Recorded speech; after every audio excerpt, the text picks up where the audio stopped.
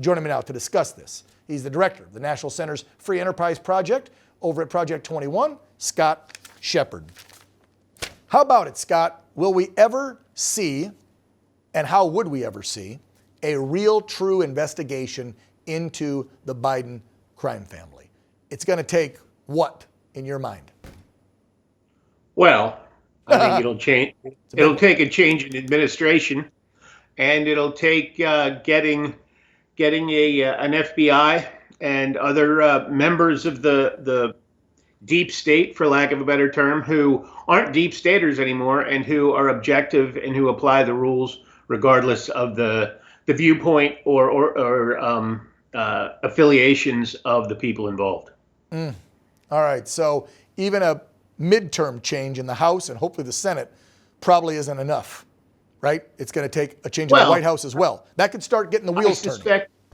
I suspect that there'll be some investigations if one or two of the chambers flip, but what it takes is decorrupting the FBI as a first step. Aha.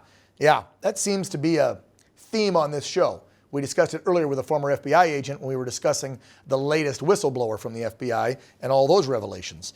I want to go back to the case in Texas that our good friend Ken Paxton put forth. This was a big win in the Fifth Circuit Court, right? So I would assume now it'll get appealed and it's going to go to the Supreme Court to decide on this whole thing, whether or not social media can censor us, and we have a right to go after them for doing so. Well, it's a wonderful, exciting opportunity for us to stop big media or social media from having it both ways, as they've had it for so long. There's a law from the 90s, Section 230. Your listeners, your viewers may have heard about it. Yep. That protects social media from certain types of liability, from defamation claims. But it did that expecting that they'd largely act as common carriers and just pass along other people's statements without acting as publishers and diving in and doing all the censoring that you're talking about. Mm-hmm. Now that they're doing that sort of censoring, they ought to be treated as publishers. Yes. They ought to be available for liable for defamation, as by saying that obviously true things are untrue or misinformation because they violate the political precepts of the organization. So Texas, the Fifth Circuit has gone one way, the 11th Circuit in Florida has gone the other. Mm-hmm. They should get before the Supreme Court, and at the Supreme Court level, there's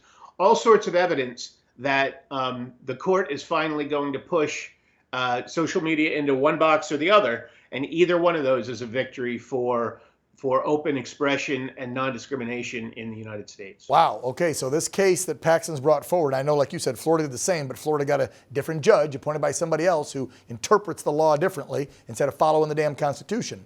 So this is a big win.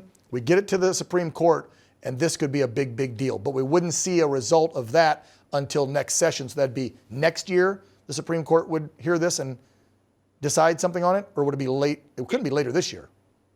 Yeah, it could be later. Oh, it could still be later this year. Okay. Yeah, but the wheels of the Supreme Court grind slowly. So yeah. I do think it will be heard, but it might not be heard until the spring of, say, 2024, and a decision probably, because this would be a blockbuster, in June of 2024. So for now, in the Fifth Circuit, there's more respect for viewpoint diversity, and in the 11th Circuit, less. All right, so it's a wait and see. Hopefully these big tech companies get reined in and we can get back to saying what we should be allowed to say, asking questions about things we deserve answers to. It's all freedom of speech. Scott Shepard, director over at National Center's Free Enterprise Project at our friends at Project 21. Scott, thank you for coming on the program. Take care, sir. Thank you so much. You too, Dave.